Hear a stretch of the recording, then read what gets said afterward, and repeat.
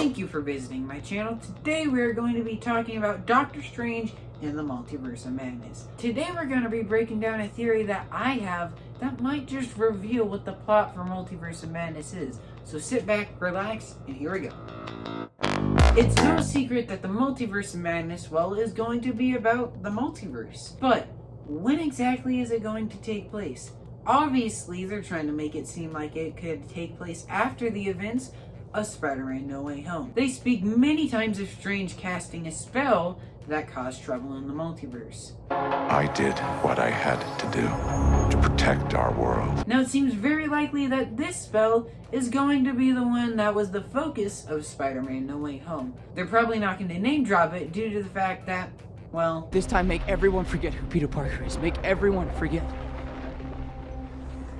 me. But let's just say for now, it takes place after Spider-Man No Way Home, and it is the spell that Peter screwed up. An interesting concept that was brought up in the show Loki was that when it comes to time travel, when you're time traveling, or when you live in the TVA, you have a fourth dimensional perspective. That means time is not a concept that applies to you, which brings up an interesting question. How exactly does the finale of Loki affect the timeline of the MCU? Now, we're all made to think that Sylvie killing He Who Remains is what led to the spell being possible. But I don't think that's quite true, because if Sylvie killed He Who Remains from a fourth dimensional perspective, that means there was always a sacred timeline, and there was never a sacred timeline. So I think that Multiverse of Madness is actually going to take place before the TVA. And I know it's confusing, but let's just say for now that it does. And this actually makes a lot of sense. The multiverse was actually first name dropped here in the MCU. Who are you in this vast multiverse, Mr. Strange?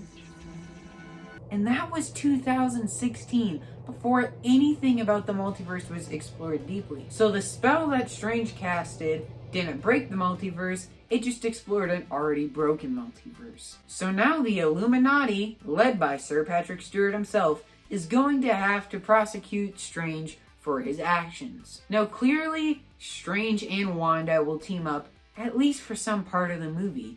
We've already seen from some images from Entertainment Weekly that there are going to be scenes where Strange and America Chavez are captured by the Illuminati. But we have not seen Wanda get captured.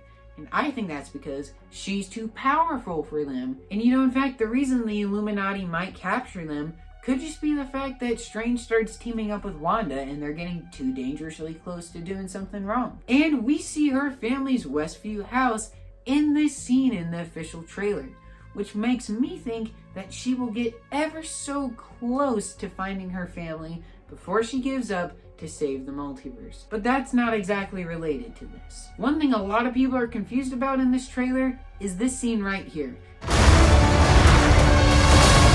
Now, most people would say that this is the rumored appearance of Tom Cruise as the Ultimate Iron Man variant. But when you look at it closely, I think this looks more like Jonathan Majors' He Who Remains. This is not an Iron Man variant. I think this is Iron Man. Let me explain. A lot of theories on the internet in the past few years have been saying that Kang was actually a descendant of Tony Stark. He has the genius brains just like him and the same kind of personality. Seems all too perfect. Plus, we know that Tony Stark did have a daughter, which means the Stark bloodline was continued. So assuming Kang is a Stark could mean many things, but most importantly, it could mean that Kang actually at some point was Iron Lad. Iron Lad was a young Avenger in the comics who was, in simple terms, basically an Iron Man. I think that this scene in the trailer is actually Jonathan Majors playing a version of Iron Lad. And let's just say this version of Iron Lad is a mix between Iron Lad and Ultimate Iron Man. And I think the Illuminati in this movie is going to fail. That's right, Multiverse of Madness isn't going to restore peace to the multiverse. It's gonna throw it further into chaos. They don't fix the peace in the multiverse and they need a change.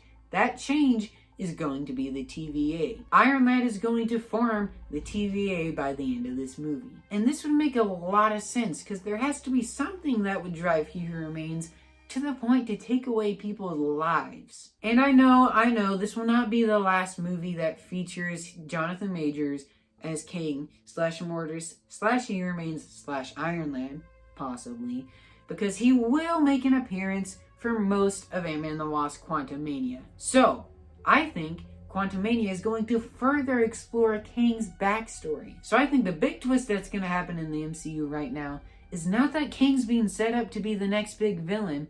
I think it's that he already was. We saw Kang die, and we are going to further explore that variant's backstory. Maybe he doesn't quite form the TVA in the Multiverse of Madness, and Ant-Man and the Wasp he finally does. And then, after Ant-Man and the Wasp Quantumania, we'll catch right back up to the end of Loki Season 2, and we will see chaos be unleashed for the second time on the multiverse.